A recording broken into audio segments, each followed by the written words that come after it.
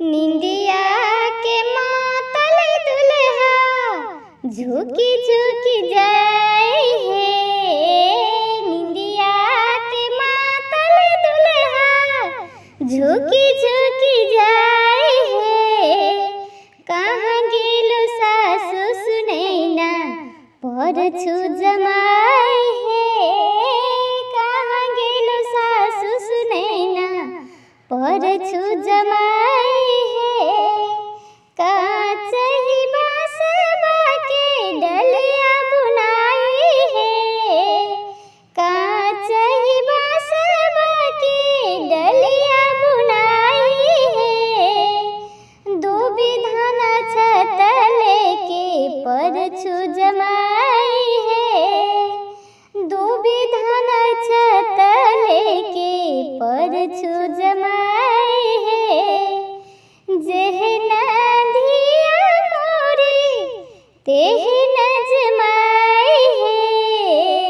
जेहन धिया मोरी तेहन जमाई है। दुल्हा के देखी देखी नैना जुराई है।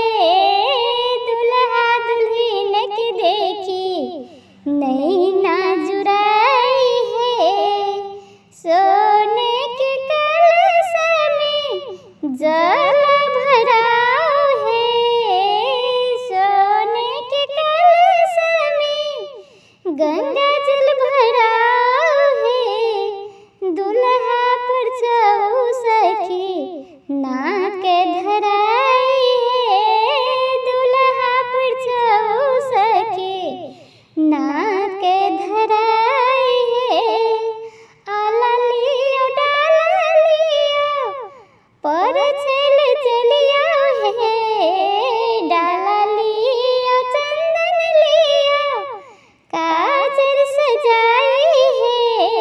चल चल सखी सब सुंदर जमैया है। पर चल चलियो सखी सुंदर जमैया है। निंदिया के मातल दुल्हा झुकी झुकी जाए है।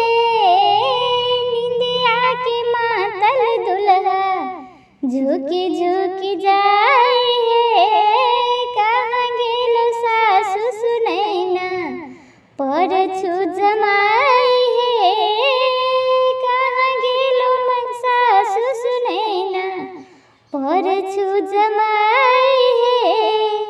निंदिया के मातल दुल्हा झुकी झुकी जाए है। निंदिया के मातल दुल्हा झुकी झुकी जाए है। कहाँ गेलो सासु सुनैना परछु जमाई